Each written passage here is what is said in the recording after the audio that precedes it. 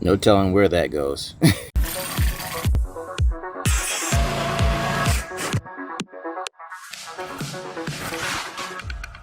What's going on, folks? Kendall here with Renos for Pros and Joes, helping you simplify the renovation and remodeling process. On this channel, we do hands-on product, tool, and gear reviews, as well as renovation tip and strategy videos. So if you're interested in renovation, remodeling, repair, real estate, or home improvement, then subscribe, because this channel and this content is for you.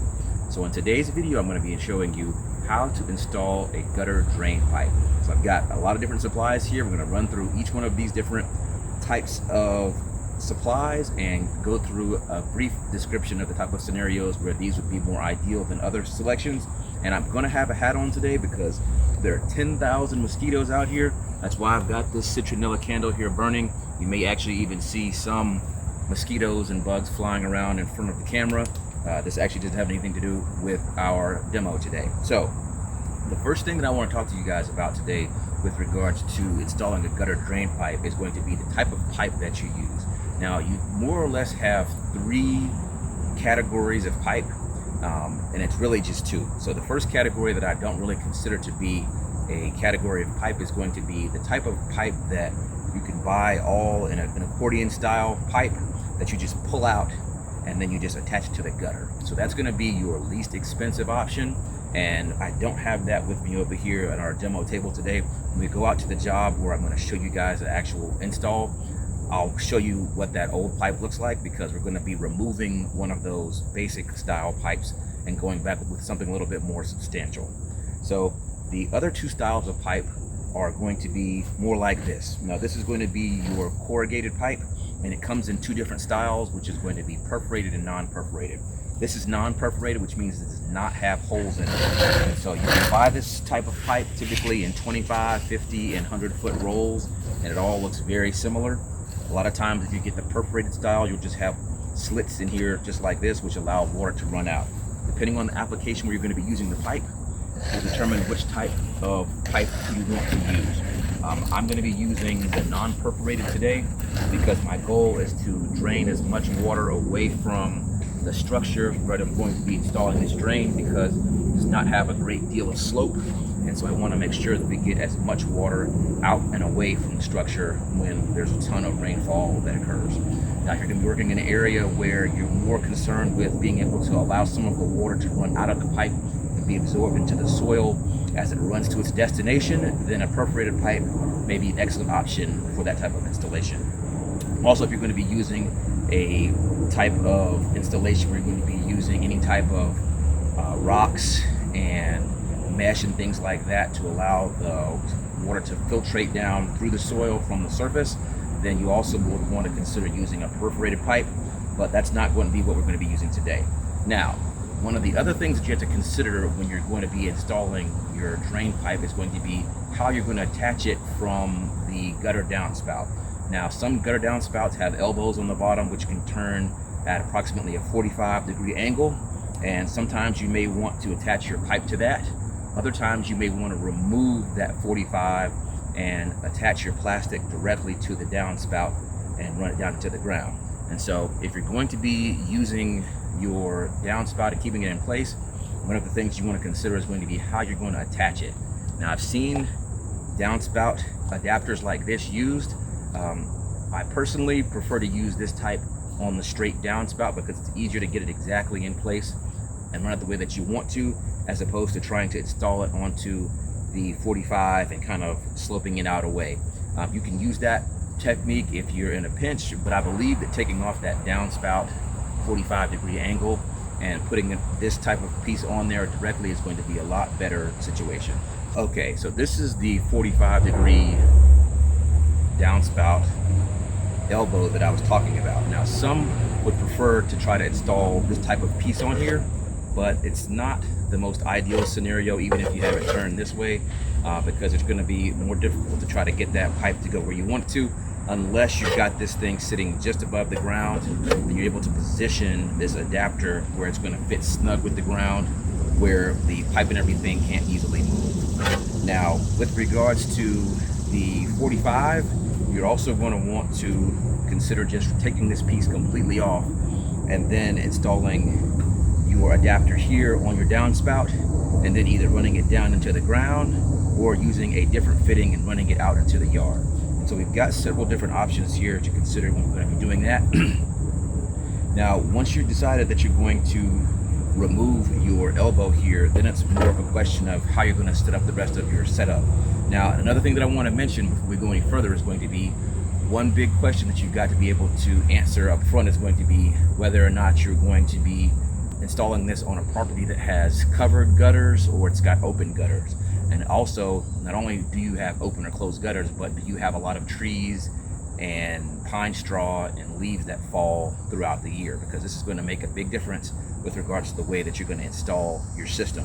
And so running the pipe above ground is a lot easier to maintain than trying to have an underground drain, particularly if you're going to have gutters that don't have covers on them, because you're going to have to constantly be ready to do maintenance on that to keep everything clear and flowing good. And so the first thing I want to show you guys is going to be how we're going to turn that corner once we remove our 45. Now today I've got more than one option. Now this is going to be a 90-degree elbow, and essentially what you're going to do here with a piece like this is you're going to have to cut your perforated or your non-perforated corrugated pipe, and you're going to cut two pieces off. One piece is going to be the piece that extends out here and runs along the top of the ground or underground, depending on what your install is. And then you're gonna have another piece here that comes from your adapter here that's attached to your downspout and allows it to terminate into this. Because if you look at these two pieces here, these two pieces don't fit together without a piece of pipe in between them. So you have to actually cut a piece of this and use it to bridge that space between here. And then you have another piece of pipe that runs out this way. So that's how you would use one of these type of setups. The thing I can also show you is going to be, we've got these two styles here, which are going to be catch basins. If you're going to be installing something that's going to be more along the lines of a French drain system. Now, these two are going to be quite a bit different. This one's obviously a lot more heavy duty. I like to use this style when I'm going to be using these more or less as locations where I can clean out the system when I've got it run underground, like in a yard or something like this. I can have these strategically positioned in the yard to where they can easily be popped open and cleaned out. If there's a lot of runoff on the surface level of the ground, it can also be absorbed here to this type of grate top here that you see here from this green one. These tops come in black also. Now, with regards to this style of catch basin, this one has an opening on one side, but they also make them with openings on both sides. So that's something also to keep in mind. Now, we also got this one. This is a more heavy duty box. Now, I like to use these boxes in a few different ways, but for just purposes of what we're talking about today, which is going to be running a drain for a gutter downspout, I like to use these to terminate my downspout into if I'm in a situation where I've got gutters that are not covered, because I can still use a piece like this a lot of times and allow this to terminate right here into this drain, which is going to be installed in the ground. And what this allows me to do is easily clean up and wipe off any debris that may fall as or come out of this gutter and get trapped here on top of this drain. This makes it a lot easier to maintain, but it also gives me the opportunity to allow a large amount of water to move out and away from the property. And so this is the main reason that we use this type of setup here. I'm going to take the top off of this one. This one's a little bit more heavy duty, and it actually has screws that hold the top in place. So I'm going to take my screws out so you can see what this looks like. Got approximately 2.5 inch screws there. We're going to pop that top off, and so that's what the top looks like there. And then with this style, this is one that has two ends. This one's a little bit dirty, but this is what the box looks like with nothing on it. And then we've got our two connection pieces here, and they come with a knockout. The knockout on this one is obviously missing. You've got a knockout here in the event that you wanted to only have the pipe run out of one direction of this thing. You could just kind of push one in. Let me see if this one can come out so we can show you. So there's the knockout there on this side. So you just push it back in here like that. And then this works with a twist lock mechanism so that we can push it back inside and turn it. And then that blocks this side and we're good to go. Now on the side we're going to be running our drain pipe from, we're going to use this other attachment here, and we're going to just take that on the other side.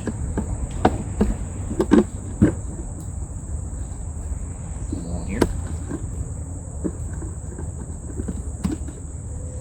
And then we attach it like that. So this one's ready to go on this side, and if you could look out there closely, you can see that it's got 2 rims there.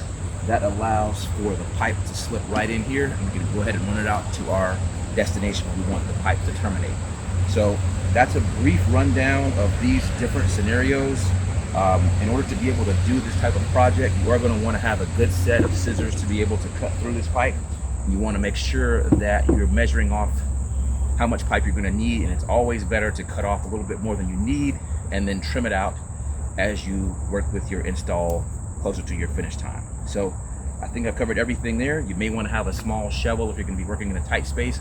I wanted to make sure that I introduce all of these different pieces now, because where we're going is a very tight space behind bushes and everything and close to the ground. So I wanted you to have an opportunity to see all of these different pieces before I get there and I'm working in a tight space. So let's jump to the work area, and I'm going to show you what's there with regards to that accordion style pipe that does not hold up very well over time. And then we're going to install one of these as an alternative to that, and then we'll take it from there. Stay tuned.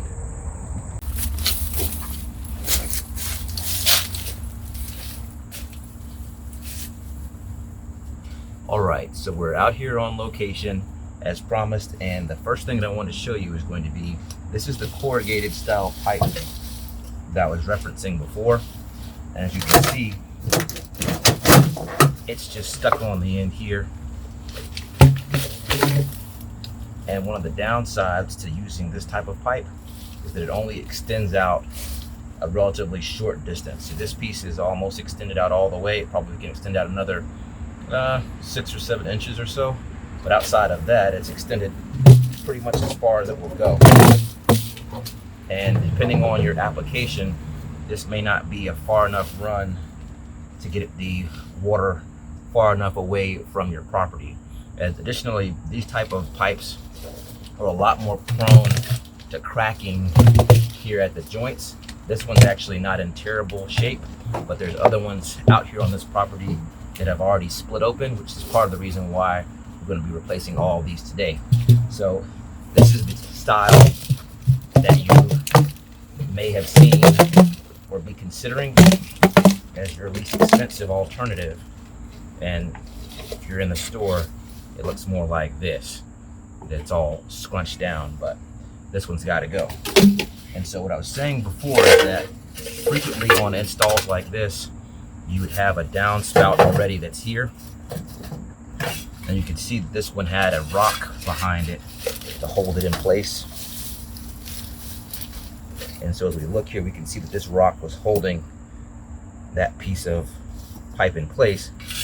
But we've got a downspout like this. This one's a little bit snug, but if you have one of those boxes like I mentioned before, this is an excellent application for installing a box like this, particularly if you've got an open drain system, open gutter system on the property, because this is going to allow you to clean the trash off the top of this, and it's also going to allow you to immediately drop the water below surface level and running down and out and away from the property. Now this is going to be more ideal for part of a French drain system as opposed to just a gutter drain. Now what we're going to be installing today is just going to be a drain that's going to run on top of the ground, so we're not going to be installing this box today.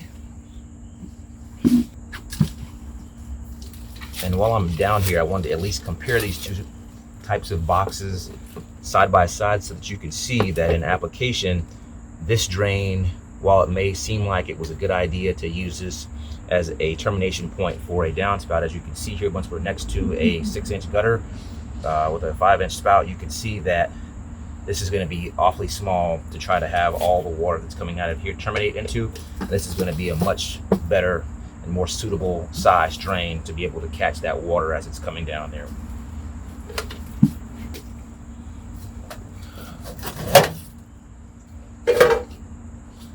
So if we were going to install this style of downspout adapter, you want to make sure that you have a good fitting on here. And as I mentioned before, you need to cut a short piece of corrugated pipe to bridge from here. This actually goes all the way in here and sits down here flush like this.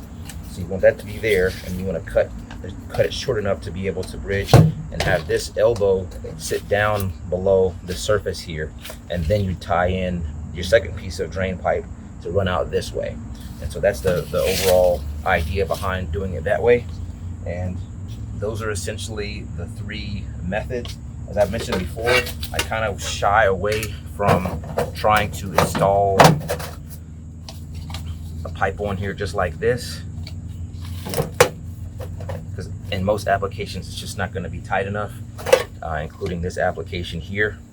It's just not going to be tight enough to be able to fit properly. You have to dig out some to be able to try to run that away. And additionally, if you don't have a whole lot of water coming down that drain pipe and that downspout at the same time, then you may have some water be able to escape and run out of the back of this if it's not leaning or angled properly to be able to get all the water to run out and away. So whenever possible, just do away with the elbow and then just go back with a piece like this and then just work from there. Now, I know some of you may be wondering, why do you need an elbow at all? And the reason for that is simple, is that this pipe is still very stiff.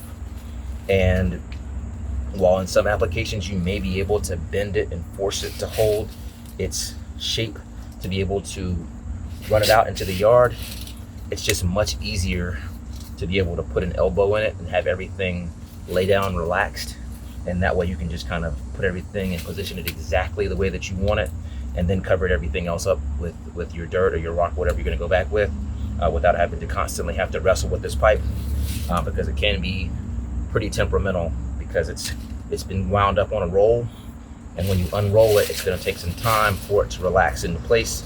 And so if you're trying to bend the pipe at a 90 and make it hold, it's not always going to be the easiest thing to do. So you can see here, I'm actually bending this right in the area where it's been rolled.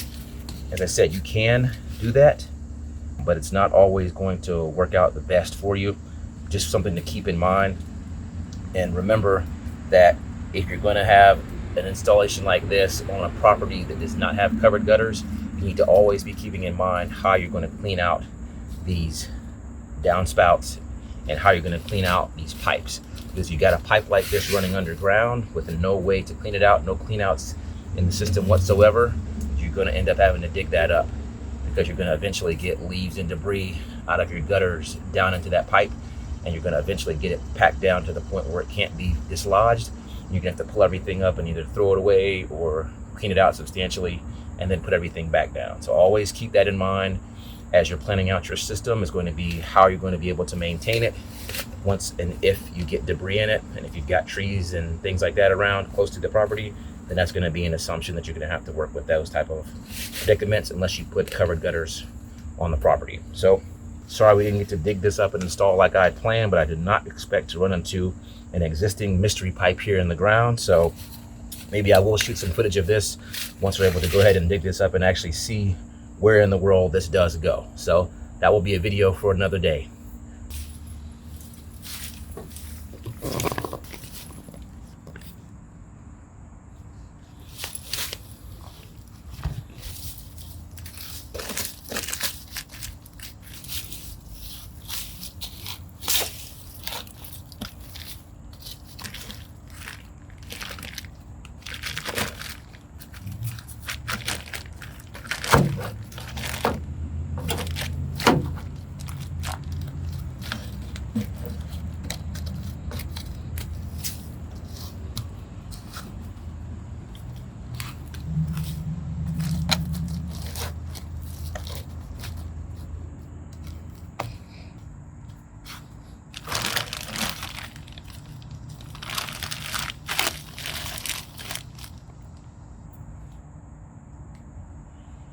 No telling where that goes.